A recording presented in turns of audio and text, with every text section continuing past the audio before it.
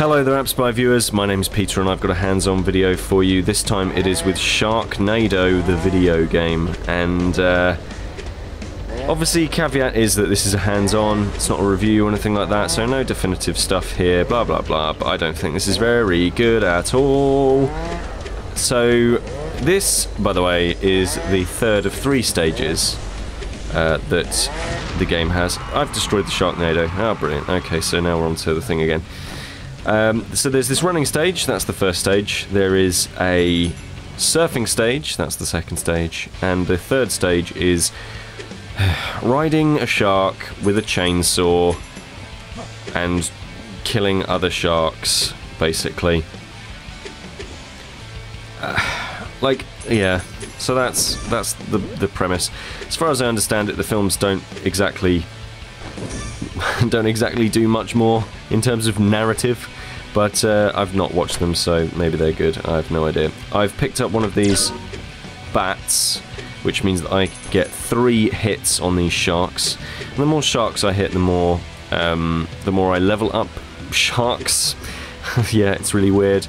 Outside of the game, there is a sort of leveling up system, and the more sharks you hit, the more they level up, and therefore the more premium currency you get for doing so, and I think like the more points you get for doing so. Anyway, this is the second stage.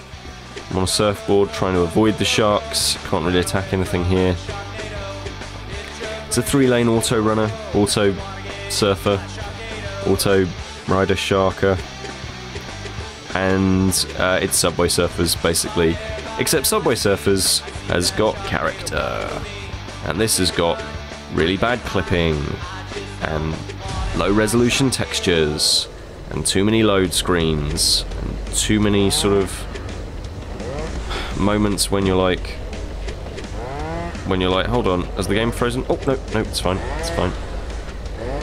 There we are, got hit by the Statue of Liberty's head, which obviously we saw that a billion times, and the Statue of Liberty's head was the size of that dude. There we are, like you see I've been upgrading my sharks. So yeah, apparently that's the size of the Statue of Liberty's head. Smaller than a human being. So, obviously Sharknado the video game isn't exactly going for simulation levels of realism. Clearly. Because, I mean, look at these visuals. They are the exact same sharks. Copy-pasted, copy-pasted, copy-pasted. The game looks like somebody's just taken all of these assets from Unity, just stock Unity assets, and gone, that'll do. I'm not saying that they are Unity assets, but they're extremely low detail. They all look exactly the same. There's no variation whatsoever.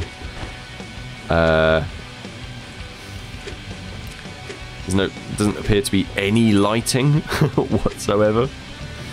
And the gameplay just isn't that fun, and every once in a while you'll clip into something that you'll think, hold on, didn't I avoid that? Pretty sure I avoided that. And I've gone back and actually checked the video, because obviously I'm doing video for this. And yeah, didn't clip it. Game just registered that I did, so who am I to argue? Oh, there we are. Should probably have landed on his head for that one, but nope.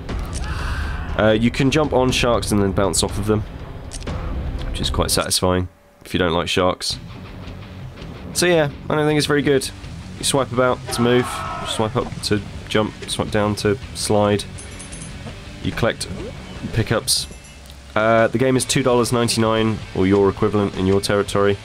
There's also loads and loads of in-app purchases you can make, mainly around currency.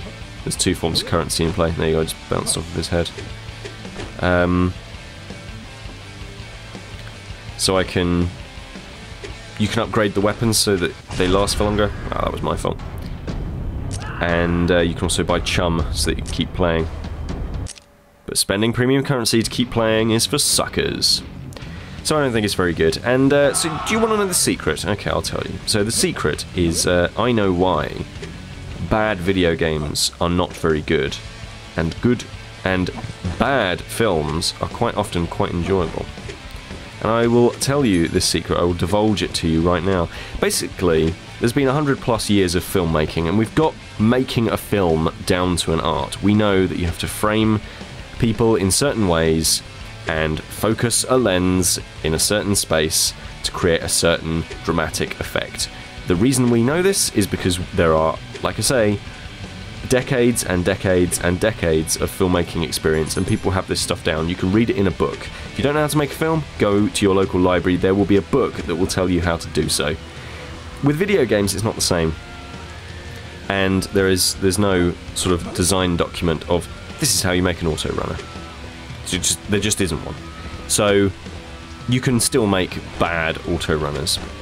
But you might say, oh well, but that doesn't stop them both being poor. That's absolutely true. However, a bad film really isn't badly shot, and therefore you can understand most of the things that are going on. You can see that the two people having the conversation, even if the dialogue is absolutely woeful in a story that is absolutely terrible, and the acting is worse than third rate, like you can still see them talking.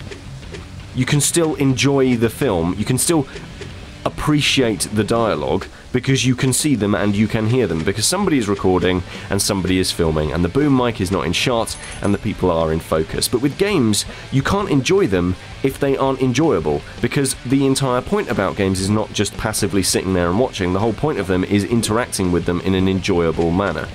And if you can't interact with them in an enjoyable manner, it's a bad video game and you ain't gonna have a fun time. There are exceptions to this rule, of course, but they are not as numerous as bad films that are enjoyable. I'm going to give you some examples. So, a bad film that's enjoyable is anything pretty much with Danny Dyer in it. He's not a very good actor, the films he chooses are terrible, and the scripts that he has access to are... I could write them. Do you know what I mean? Like, they're awful. But they're enjoyable because Danny Dyer is an enjoyable person to watch on camera. And he's fun. And when you're with your friends and you've had a few fizzy drinks, you can take the mick and have fun doing that. And it's an enjoyable film. It's bad, but it's fun. With a bad game, it's just bad. Like, you remember the worst, like, what was the worst game that you played recently? What was, like, genuinely, in the comments, put that in the comments. The worst game that you've played recently. And I don't mean big games, I just mean, like, any game that you've picked up and played. So let's go with, like, Dungeon Keeper. The reason that that's a bad game is it doesn't let you play it. Like, that's why it's bad. It's not that the script's bad, it's not that it's bad visually or anything like that. It just doesn't let you play, and therefore you can't enjoy it as a game. So, like, the Kim Kardashian thing is exactly the same. There's a whole bunch of other stuff. Games that are good, but still are absolutely, terrible in a lot of ways. Games like Deadly Premonition, for example. Deadly Premonition, yeah, the controls are really, really stiff and unforgiving, but once you've learned them, and once you've learnt to cope with them, they never change, and therefore you can get around the game, and then you can start enjoying the really cool and interesting things that game is doing that other games aren't doing. For example, presenting a Twin Peaks-esque, extremely surreal, very odd horror universe to take part in. And that's awesome. Like, that's absolutely fantastic. That's why you enjoy it. 50 Cent Blood on the Sand is a really rote, very creatively bankrupt third-person shooter, but the shooting works just about, and the fact that there's a dedicated swear button, and the fact that you're playing as 50 Cent, and that the story is completely ludicrous, and that you jump over fat-ass ramps because why not? This is 50 Cent making a video game. Like, that is enjoyable. That's why it's fun. But it still has to be competently made. The game camera, like, isn't particularly erratic. It means that you can actually focus in on the game all of the time. You know where to look. You know that if you press left, you're going left. But, like, let's take this sequence, for example. There are 3 lanes here, but there's no real way of telling which one you're in. It's really tough to actually play this level. And if you're going up against the elements here, because you simply can't see what's going on, then I don't think that makes for a very, very, like, a good video game. I think that makes for a really poor one. So yeah, like I say, this is a early hands-on, all this sort of stuff.